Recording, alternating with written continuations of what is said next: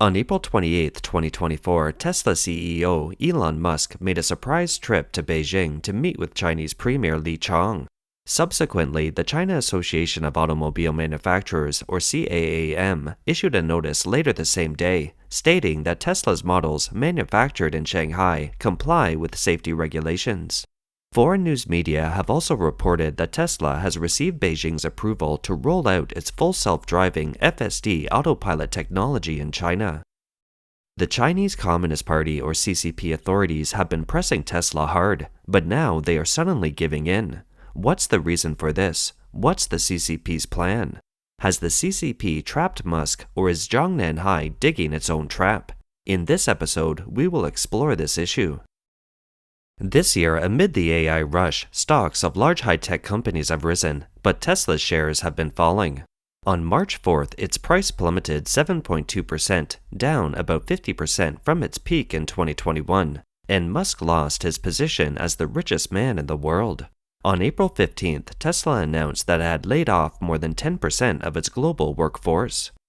Meanwhile, Tesla has reduced prices of several of its models, with the cheapest Model Y in the US now down to its lowest price since it was launched at $42,990. This wave of price cuts extends across three major markets: China, the US, and Europe. At this difficult time, Musk made a surprise trip to Beijing and met with Premier Li Qiang, after which the CCP gave all kinds of green light for Tesla's EVs, providing a huge boon to the struggling Tesla. When the news came out, Tesla shares soared more than 15%. Given all aspects of things such as politics, market, and technology, Zhang Nanhai and Musk must have negotiated and compromised as necessary, reaching mutual gains. Such a result would be beneficial to both sides at the present, but in the long run, the CCP is likely to fall into a big trap dug by itself with Musk's help.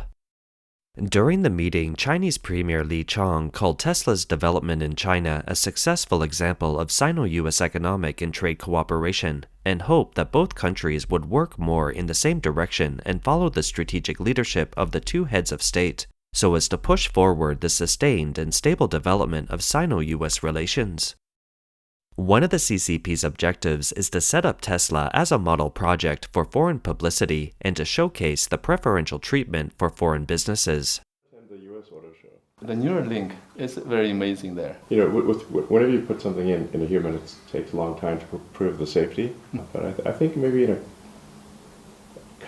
maybe a year or two, it can be approved for general use. I just want to thank you for your participation in the first edition of the China International Supply Chain Expo. I think the supply chain is of the hot topic, not in China but worldwide. The Chinese government pays much attention on the fostering market-oriented and also rule-based business environment. Associations, institutions will provide a very enabling environment for the foreign invested company, including Tesla. Multiple reports have confirmed that Tesla has entered into a partnership with Chinese tech giant Baidu, which will allow Tesla to obtain a license to collect data on China's public roads, and will also provide Tesla with a lane-level navigation system. This clears the final regulatory hurdle for the launch of Tesla's FSD system in China. The FSD system is an advanced driver assistance system which was introduced 4 years ago. Since 2021, China has questioned Tesla's data security and banned Tesla vehicles from government agencies, military facilities, and other locations. At that time, Chinese regulators also required Tesla not to transfer data related to autopilot that was collected in China to the US. Such data could only be stored in Shanghai. China's road conditions are complex and varied, and traffic violations are common. If Tesla can transfer the huge data collected in China to the US, it will provide rich data for Tesla to enhance its AI driving algorithms globally. Currently, it is unclear whether the data collected belongs to Baidu or Tesla. Some people believe that the CCP has Musk trapped, but our observation is that the troubled Beijing government, in its blind pursuit of new quality productivity, has been trapped by Musk. Xi Jinping's government's failed projects range from chips to Zhang'an New Area to the Belt and Road project. This time, because of Musk's cooperation, the CCP will continue to invest more in EVs, and its overall long-term losses will probably be far greater than the short-term benefits of obtaining Tesla's technology. The CCP can't find a good solution to China's economic downturn. The only thing left to boost people's confidence is the so-called new quality productivity. That is, the EV, lithium-ion battery, and photovoltaic industries. Tesla can be considered as the most advanced representative of new quality productivity, and the autopilot technology will become a new growth engine for the EV industry. From the perspective of safety and consumers, Tesla is affordable, flexible, powerful, safe and reliable, and its batteries don't catch fire even after a fierce collision, making a stark contrast to the Chinese-made EVs that often catch fire. Let's take a look at a clip from one of our episodes from 9 months ago. While the Chinese government is vigorously promoting new energy vehicles, or EVs, people are speaking out with different feedback and opinions. Articles like this one are starting to appear on the Chinese web. New energy vehicles, spontaneous combustion, time for regret, but no time for escape. Here are some shocking scenes.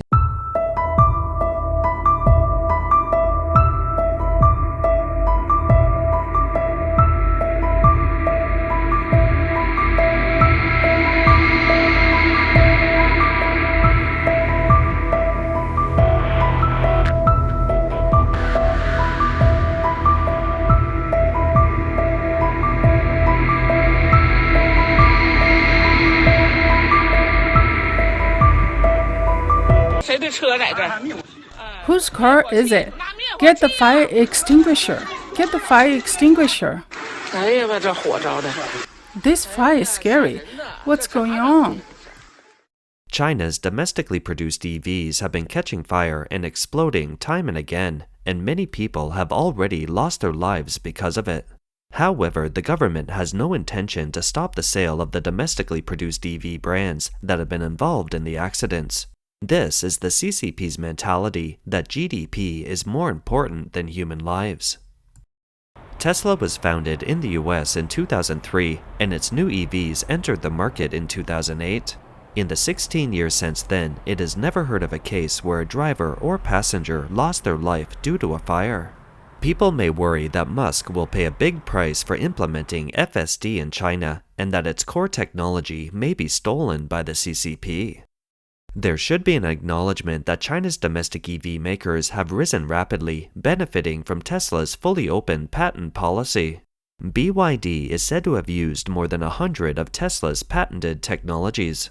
Among the patents made open by Tesla, there are more than 200 patents for technical inventions covering areas such as batteries, motors, electronic controls, vehicle manufacturing, human-machine interaction, and charging piles. It was sooner or later that Musk's FSD technology was stolen, imitated, and partially copied. It was bound to happen. However, since Musk dares to make such a move, he should have some precautionary ability to maintain the lead for 3 or 5 years.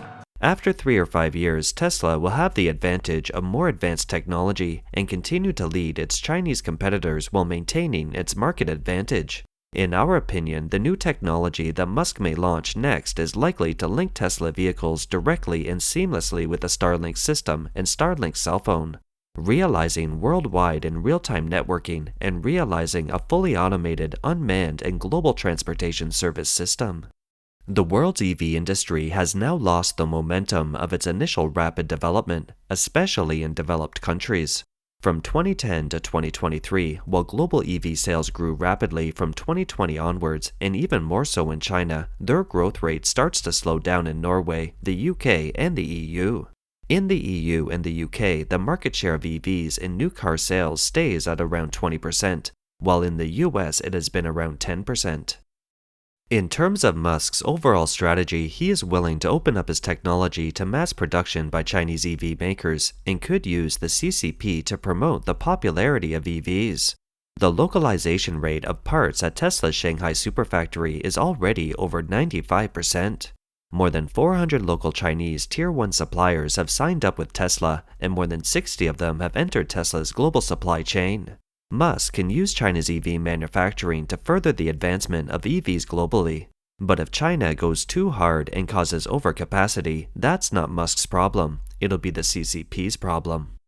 Musk only needs to maintain the high-end, reliable, and quality status of Tesla in China to achieve his goal. When 200 EV companies in China compete with each other and end up with bloodshed, mass corporate closures, bankruptcies, and layoffs, it would have nothing to do with Musk.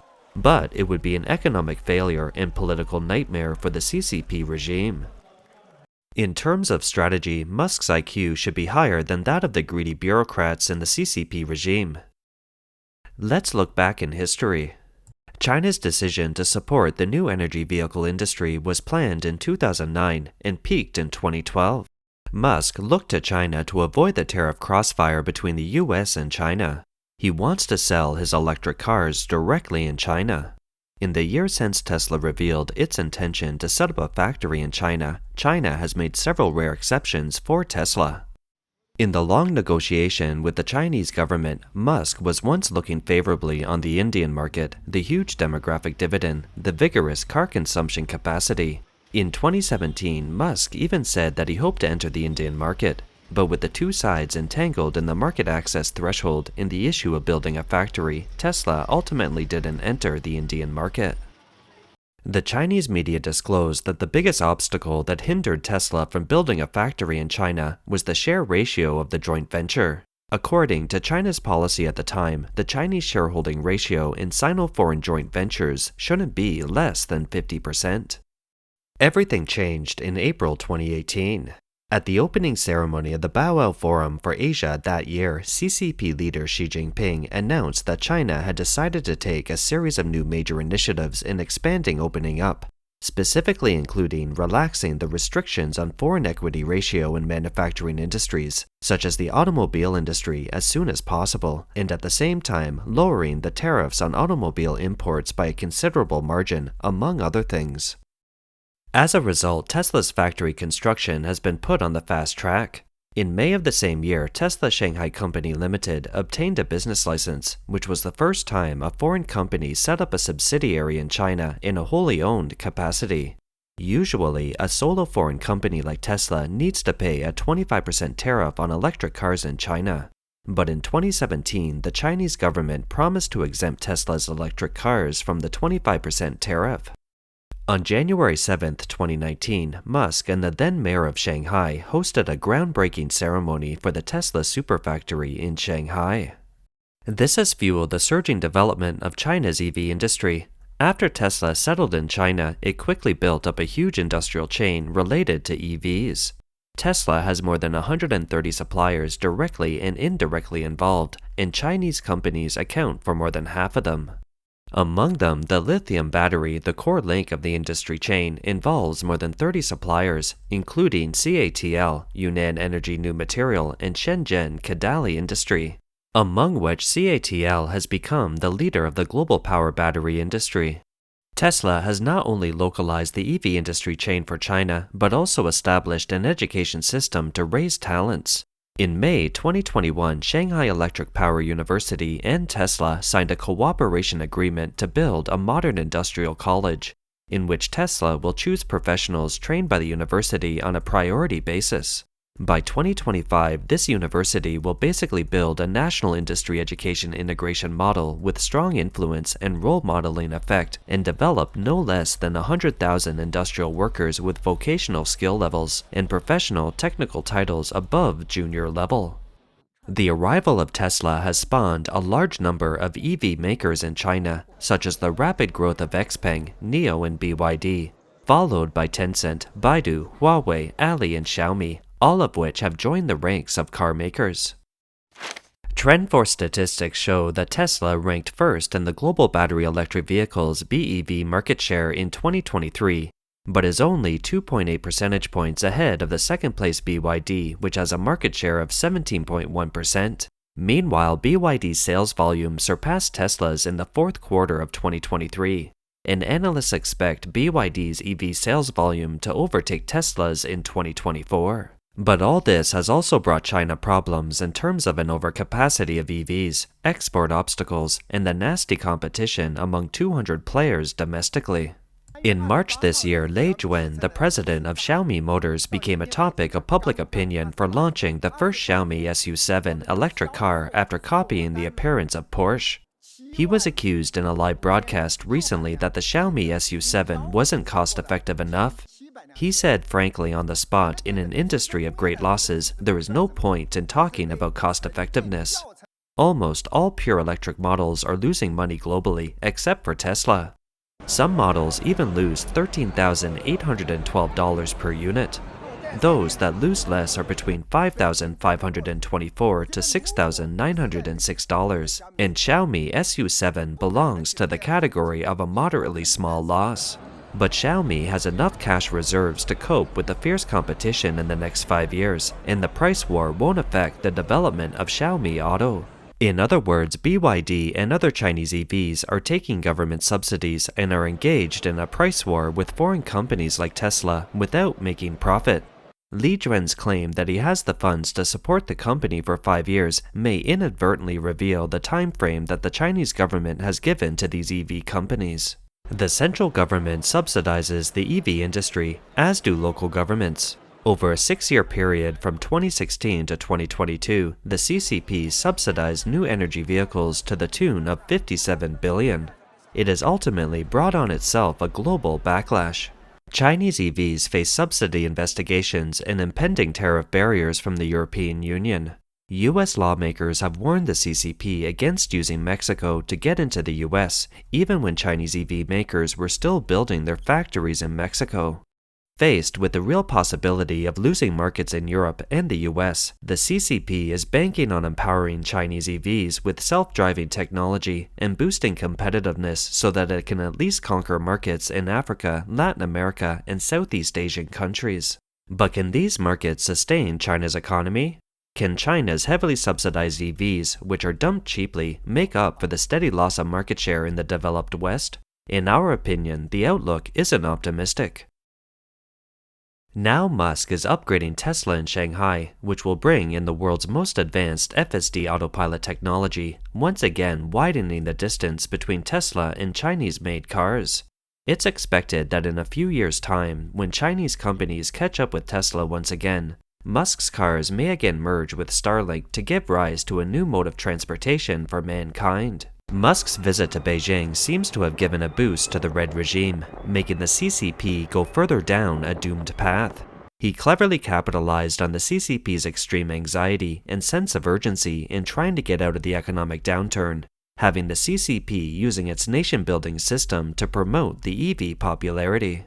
At present, the US-China relationship has once again seen an escalation of confrontation, and the situation is far more serious than the US-China trade war that began in 2018.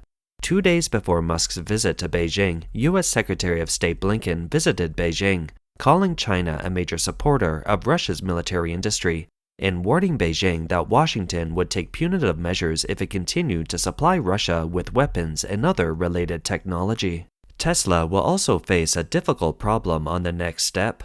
The Chinese government may prohibit the data from leaving China, and the US government may also prohibit Tesla from bringing high-end chips used to train AI to China.